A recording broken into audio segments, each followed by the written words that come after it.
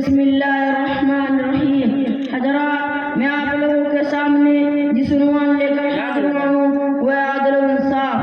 ان اللہ یأمرکم بالعدل والإحسان ولا یجرمنکم شنآن الا تعدلوا اقرب للتقوی۔ جناب صدر محترم حاضرین، ابھی آپ کے سامنے روبرو تلاوت کر دی، اس کا ترجمہ ہے: برابر صبح اللہ تعالیٰ عدل انصاف کے لیے انسان کرنے کا حکم دیتا ہے۔ دوسری آیت میں اللہ تعالیٰ فرماتا ہے کسی قوم کو کہہ دو کہ اپنے گناہ پر آمادہ نہ کرے اور انصاف کرے۔